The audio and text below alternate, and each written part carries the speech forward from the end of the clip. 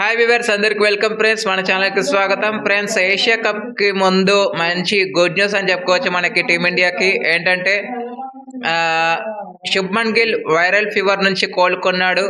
Viral fever నుంచి మొత్తానికి తను కోలుకోవడం అయితే జరిగింది.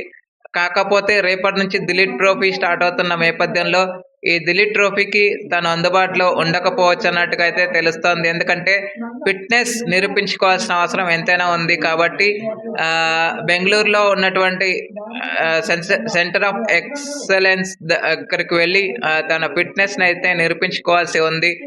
కానీ మంచిగా సాధారణ స్థితిలోనే ఉన్నాడు అన్నట్టుగా అయితే వైద్యులు సూచించడం అయితే జరిగింది శుభ్మన్ గిల్ యొక్క హెల్త్ అప్డేట్ విషయం పట్ల.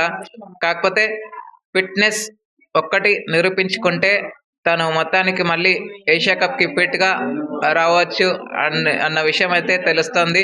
అదేవిధంగా ఫిట్నెస్ లోనే భాగంగా ఇంకొక అప్డేట్ విషయం ఏంటంటే గైస్, రోహిత్ శర్మ, కేఎల్ రాహుల్ కూడా వాళ్ళు యోయో టెస్ట్ ని నిర్వహించబోతున్నారు.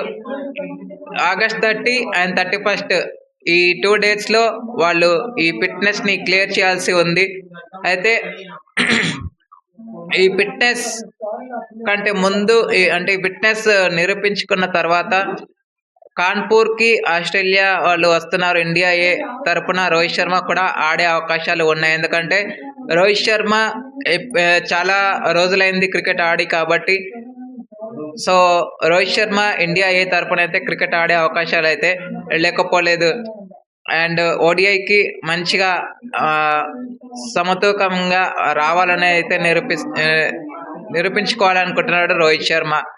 కేఎల్ రాహుల్ కూడా తన ఫిట్నెస్ ని అందిపుచ్చుకోవాలని అయితే కోరుకుందాం. అదేవిధంగా విరాట్ కోహ్లీ ఎప్పుడు ఇస్తాడు అనేది కూడా మనకు కన్ఫర్మేషన్ అయితే లేదు. కానీ ఇంగ్లాండ్ లార్జ్ స్టేడియంలో మాత్రం కఠోర సాధన అయితే చేస్తున్నాడు విరాట్ కోహ్లీ అని చెప్పుకోవచ్చు. Okay friends, thank you. ఇవి the latest updates. Thank you friends. ఇలాంటి అప్డేట్స్ కోసం ఛానల్ని సబ్స్క్రైబ్, షేర్, లైక్, కమెంట్ చేయండి. మరొక అప్డేట్తో మీ ముందు ఉంటాను ఫ్రెండ్స్. అంతవరకు సెలవు, నమస్కారం.